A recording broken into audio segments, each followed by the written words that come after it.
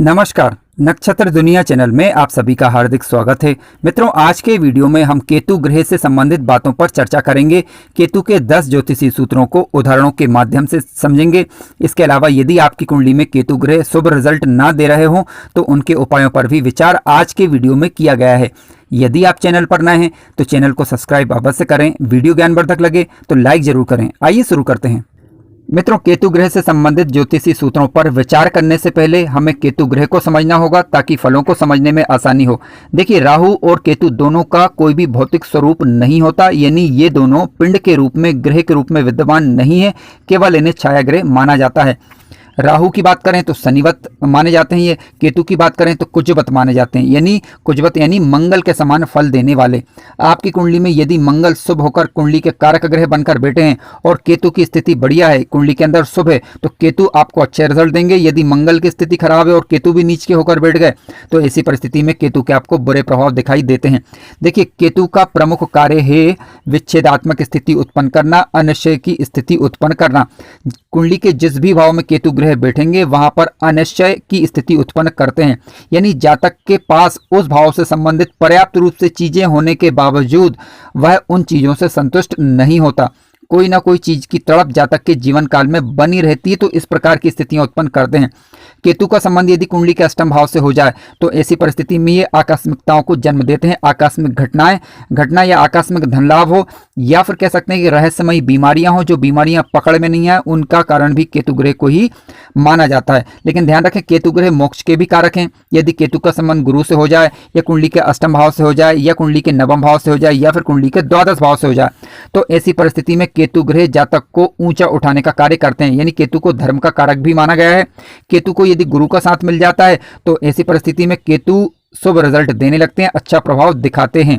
केतु ग्रह यदि वृश्चिक लग्न की कुंडली हो, या फिर कह सकते हैं कि वृश्चिक राशि में केतु ग्रह यदि बैठे हुए हैं तो वहां पर अच्छा सामान्यतः रिजल्ट ये देते हैं, बशर्ते कि मंगल ग्रह की स्थिति शुभ हो।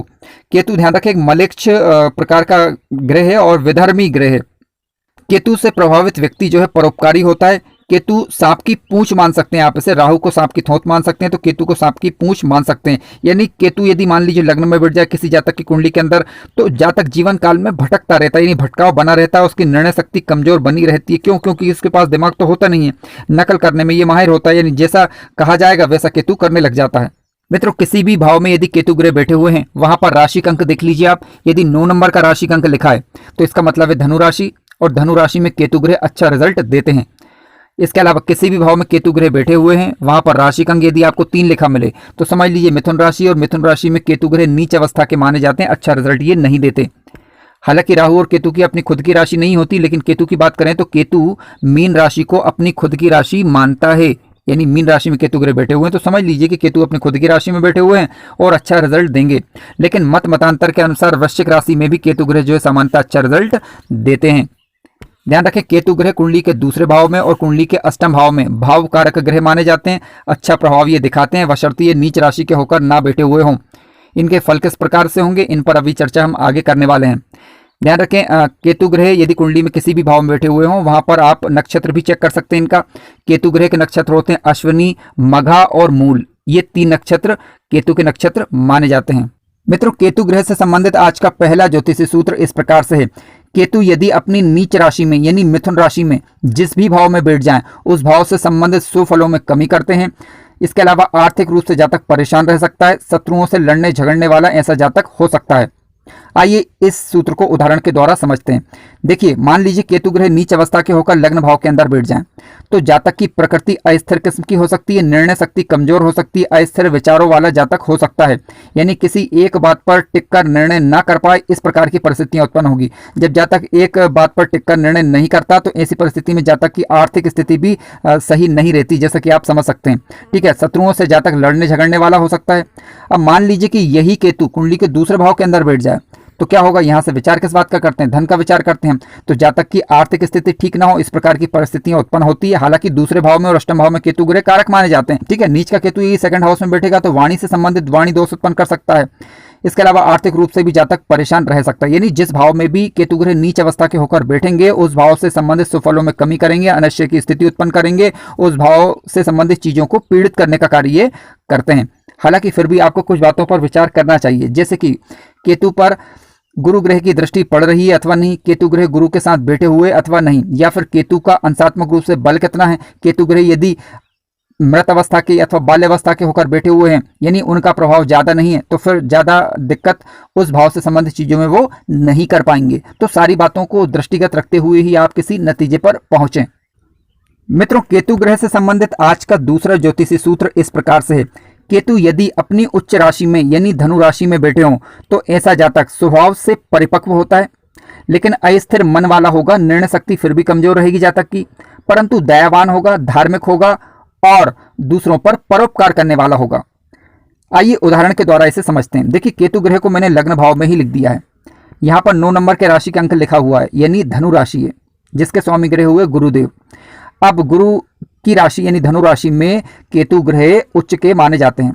केतु ग्रह जब उच्च के होंगे तो जातक के अंदर परोपकारिता का गुण, धार्मिकता का गुण ला देंगे।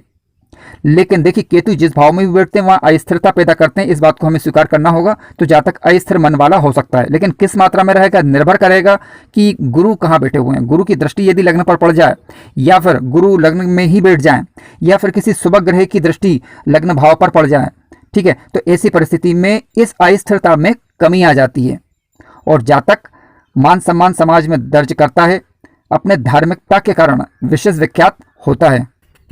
मित्रों, केतु से संबंधित आज का तीसरा ज्योतिषी सूत्र इस प्रकार से है। लग्न में केतु और चंद्रमा एक साथ युति बनाकर बैठ जाएं और कहीं से भी मंगल की दृष्टि इस युति पर पड़ जाए तो ऐसी परिस्थिति में जातक अस्थिर मन वाला और धन की समस्या से जीवन काल में परेशान बना रहता है। आइए उदाहरण के माध्यम से इसे हम समझते हैं। देखिए, चंद्रमा है जातक का मन और केतु है अस्थिरता। जब मन और अस्थिरता दोनों का मिलन होगा तो क्या होगा कि जातक के मन के विचारों में उतार चढ़ाव बना रहता है, यानी जातक के विचार अस्थिर रहते हैं। और मंगल की यदि इस पर दृष्टि पड़ जाती है, क्योंकि केतु है वायु तत्व ग्रह, जब मंगल की दृष्टि केतु पर पड़ेगी तो ये अंगारक योग का निर्माण करती है, ठीक है। ऐसी परिस्थिति में जातक के विचारों में स्थिरता बनी रहेगी। जब जातक के विचार अस्थिर नहीं होंगे, कोई कार्य वो समय पर नहीं कर पाएगा या पूर्ण मन से नहीं कर पाएगा, तो ऐसी परिस्थिति में सीधी सी बात है कि जातक के पास आर्थिक रूप से समस्या रह सकती है। मित्रों, आइए केतु से संबंधित चौथे सूत्र पर विचार करते हैं। देखिए, केतु से संबंधित चौथा सूत्र इस प्रकार से है। केतु ग्रह कुंडली के अष्टम भाव में मिथुन राशि अथवा कन्या राशि के होकर बैठ जाएं। फिर से सुनिए, केतु ग्रह कुंडली के अष्टम भाव में मिथुन राशि अथवा कन्या राशि के होकर बैठ जाएं तो जातक को गुप्त रोग होने की संभावनाएं बनी रहती हैं। हालांकि इस केतु पर यदि किसी शुभ ग्रह की दृष्टि पड़ जाए तो बुरे प्रभावों में फिर कमी आती है। मित्रों, आइए अब केतु ग्रह से संबंधित 5वें ज्योतिषी सूत्र पर विचार करते हैं। देखिए, केतु ग्रह यदि नीच राशि के होकर कुंडली के दूसरे भाव के अंदर बैठ जाएं तो ऐसी परिस्थिति में जातक को हकलाना, तुतलाना, जातक के विचारों में अस्थिरता, विचार अभिव्यक्ति में जातक को परेशानियों का अनुभव होना, इस प्रकार की दिक्कतें जीवन काल में आ सकती हैं, इसकी संभावनाएं बनती हैं।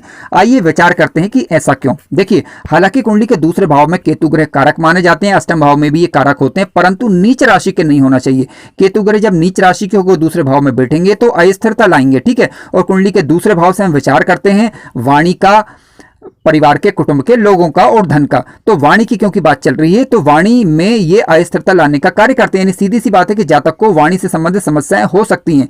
हालांकि कितनी समस्याएं होंगी, पूरी बात को समझने के लिए हमें बुध की स्थिति भी देखना होगा, क्योंकि बुध ग्रह वाणी के कारक माने जाते हैं। इसके अलावा धनेश कहाँ बैठे हुए हैं, धनेश की स्थिति और बुध की स्थिति पर विचार करने के पश्चात ही हम इस सूत्र को सटीकता के साथ लागू कर सकते हैं। मान लीजिए कि बुध ग्रह की स्थिति शुभ हो जाए, ठीक है, और केतु ग्रह यदि धन भाव में नीच के होकर बैठे भी हुए हैं तो ऐसी परिस्थिति में फिर ये केतु अपना पूर्ण प्रभाव नहीं दिखा सकते, क्योंकि सारी बातों को विचार लेना जरूरी है। भाव, भावपति और भावकारक, इनको देखे बगैर हम सही निर्णय पर नहीं पहुंच सकते। मित्रों, केतु से संबंधित आज का छठा ज्योतिषी सूत्र इस प्रकार से है। केतु ग्रह यदि शुभ भावों के अंदर वृश्चिक राशि में बैठ जाएं और मंगल की स्थिति कुंडली में कारक वाली हो यानी शुभ हो तो ऐसी परिस्थिति में इस केतु के जातक को अच्छे रिजल्ट दिखाई देंगे उसकी दशा या अंतरदशा के दौरान। आइए उदाहरण के माध्यम से चीजों को समझते हैं। मान लीजिए कि केतु ग्रह कुंडली के लग्न भाव में ही बैठे हुए हैं और लग्न में राशि का अंक लिखा हुआ है 8, अर्थात वृश्चिक राशि है, यानी लग्नेश हुए मंगल। अब मंगल यहां पर शुभ भावों के अंदर बैठ जाए। शुभ भाव कौन से, यानी केंद्र के घर और त्रिकोण के घर, ठीक है, और किसी अच्छी राशि में होकर बैठ जाएं, यानी मंगल की वह उच्च राशि हो सकती है, मंगल की खुद की राशि हो सकती है या मित्र राशि हो सकती है। तो ऐसी परिस्थिति में इस केतु के जातक को अच्छे रिजल्ट दिखाई देंगे उसकी दशा या अंतर्दशा के दौरान। मान लीजिए कि मंगल यदि कुंडली में शत्रु क्षेत्रीय हो जाए, नीच राशि के हो जाए, तो फिर ऐसी दशा में ये केतु आपको अच्छा रिजल्ट नहीं देंगे। मित्रों, केतु से संबंधित आज का 7वां सूत्र इस प्रकार से है। केतु ग्रह जिस भाव में बैठे हों उसमें राशि का जो अंक लिखा है उसका स्वामी भी यदि वहीं पर बैठा हुआ है तो फिर ऐसे केतु अपनी दशा या अंतर्दशा के दौरान जातक को अच्छे रिजल्ट सामान्यतः देते हैं। हालांकि आपको फिर भी मंगल ग्रह की स्थिति चेक कर लेनी चाहिए। उदाहरण स्वरूप मैंने यहाँ पर एक धनु लग्न की कुंडली ली है। आप यहाँ पर देख सकते हैं कि गुरु ग्रह बैठे हुए हैं लग्न भाव के अंदर ही, साथ में केतु भी बैठे हुए हैं, यानी गुरु और केतु दोनों साथ में बैठ गए। गुरु को धर्म का कारक माना जाता है, धन का कारक, पुत्र का कारक, समाज में मान सम्मान के कारक और मांगलिक कार्यों के कारक विशेष रूप से गुरु ग्रह माने जाते हैं। केतु की बात करें तो मोक्ष के कारक ये माने जाते हैं। यानी एक बात दोनों में कॉमन है कि दोनों ही धर्म के कारक हैं। जब ये दोनों ग्रह साथ में बैठेंगे तो केतु ग्रह अपनी दशा या अंतर्दशा के दौरान जातक को सामान्यतः अच्छे रिजल्ट देंगे। फिर भी आप मंगल की स्थिति चेक कर लीजिए। मंगल यदि शुभ होकर किसी शुभ भाव में उच्च राशि अथवा मित्र क्षेत्रीय या फिर स्वराशि के होकर यदि बैठे हुए हैं तो आपको इस युति के ज्यादा अच्छे रिजल्ट दिखाई देंगे इनकी दशा या अंतर्दशा के दौरान। मित्रों, केतु से संबंधित आज का 8वां सूत्र इस प्रकार से। केतु ग्रह यदि कुंडली के दूसरे भाव में या कुंडली के अष्टम भाव में बैठे हों तो अति विशिष्ट कारक माने जाते हैं। ध्यान रखें, ये स्वराशि या मित्र राशि या उच्च राशि के होकर बैठे हुए होने चाहिए। तो फिर ऐसी परिस्थिति में जातक को जीवन काल में अचानक से धन प्राप्ति के योग बनते हैं, परंतु जातक इस धन से संतुष्ट नहीं होता। लेकिन यदि यही केतु नीच राशि के होकर धन भाव के अंदर या फिर कुंडली के अष्टम भाव के अंदर बैठ जाएं तो फिर ऐसी परिस्थिति में जातक रहस्यमय बीमारियों से परेशान भी रह सकता है। गुप्त बीमारियां उसे परेशान कर सकती हैं, गुप्त शत्रु से जातक परेशान रह सकता है। मित्रों, केतु से संबंधित आज का 9वां सूत्र इस प्रकार से। केतु ग्रह गुरु के साथ सदैव अच्छा फल देते हैं। यदि यह युति कुंडली के 90 भाव में, अष्टम भाव में अथवा द्वादश भाव में बन जाए तो ज्यादा अच्छे रिजल्ट दिखाई देते हैं। आइए उदाहरण के माध्यम से इसे हम समझते हैं। देखिए, कुंडली के अष्टम भाव की बात करें तो यहां से हम रहस्यमयी चीजों का विचार करते हैं, हालांकि आयु का विचार भी करते हैं, लेकिन जातक की रहस्यमयी शास्त्रों में यानी वेदों में, पुराणों में या फिर धार्मिक ग्रंथों में जातक की रुचि है या नहीं कुंडली के अष्टम भाव से ये देखी जाती है। कुंडली के 90 भाव की बात करें तो ये भाग्य भाव है और धर्म का भाव है। कुंडली के 12वें भाव की बात करें तो ये मोक्ष का भाव है। यानी कुल मिलाकर यदि देखा जाए तो इन तीनों का कहीं ना कहीं संबंध धर्म से बनता है और गुरु धर्म के विशेष कारक है, केतु को मोक्ष का कारक माना गया है। ये युति यदि कुंडली के अष्टम भाव, कुंडली के 90 भाव, कुंडली के 12वें भाव में युति बनती है तो अच्छा रिजल्ट देगी। तो केतु ग्रह से संबंधित आज का 10वां सूत्र इस प्रकार से। केतु ग्रह यदि मकर राशि या कुंभ राशि के होकर कुंडली के लग्न भाव के अंदर बैठ जाएं तो ऐसी परिस्थिति में ये केतु जातक को ऊंचाइयां देते हैं। जीवन काल में जातक बुलंदियां हासिल करता है, इसकी संभावनाएं बनती हैं। आइए इसे उदाहरण स्वरूप हम समझ लेते हैं। देखिए, केतु ग्रह यदि कुंडली के लग्न भाव के अंदर बैठेंगे तो एक बात कॉमन है कि जातक के विचारों में अस्थिरता बनी रहेगी, इससे हम इंकार नहीं कर रहे हैं। अब देखिए, केतु ग्रह मकर राशि में और कुंभ राशि में ऊंचाइयां क्यों देंगे? देखिए, केतु को कुजवत माना गया है, यानी मंगल के समान फल देने वाला। यदि कुंडली में मंगल की स्थिति शुभ है तो ऐसी परिस्थिति में, क्योंकि मंगल ग्रह मकर राशि में उच्च के माने जाते हैं, यानी शनि की राशि में उच्च का फल देते हैं, अच्छा रिजल्ट देते हैं। उसी प्रकार शनि की दूसरी राशि है कुंभ राशि, ठीक है। अब ये शनि की मूल त्रिकोण राशि है। मंगल ग्रह इन राशियों के अंदर यदि बैठेंगे तो सामान्यतः अच्छा रिजल्ट ये देंगे, क्योंकि मकर राशि में उच्च के माने जाते हैं। तो शनि की जो दूसरी राशि है मूल त्रिकोण राशि जिसे हम शनि की मानते हैं, उसमें भी सामान्यतः अच्छा रिजल्ट देंगे। हालांकि फिर भी आपको मंगल ग्रह की स्थिति पर विचार कर लेना चाहिए कि मंगल ग्रह नीच अवस्था के होकर ना बैठे हो कुंडली के अंदर कहीं पर भी, और शनि ग्रह की अवस्था भी शुभ होनी चाहिए, यानी शनि ग्रह नीच अवस्था के ना हो और पीड़ित ना हो। इन दोनों ग्रहों में से यदि कोई भी ग्रह पीड़ित हुआ तो फिर ऐसी स्थिति में इस सूत्र के हम अच्छे रिजल्ट नहीं ले सकते। मित्रों, आइए अब उपायों पर विचार कर लेते हैं। यदि किसी कारणवश केतु की दशा या अंतर्दशा के दौरान आपको केतु ग्रह के शुभ रिजल्ट ना मिल रहे हों तब आप कुछ उपाय कर सकते हैं जिसकी वजह से केतु के बुरे प्रभावों में कमी आती है। देखिए, केसर का तिलक लगाने से गुरु ग्रह भी मजबूत होते हैं। इसके अलावा केतु ग्रह भी आपको शुभ होकर अच्छा रिजल्ट देने लग जाएंगे। इसके अलावा आप दूसरा उपाय भी कर सकते हैं, गणेश जी की पूजा अर्चना करें, विशेष रूप से बुधवार को, तब भी केतु ग्रह के बुरे प्रभावों में कमी आ जाती है। मित्रों, वीडियो ज्ञानवर्धक लगा हो तो लाइक जरूर करें, चैनल पर नए हो तो सब्सक्राइब भी करें। धन्यवाद।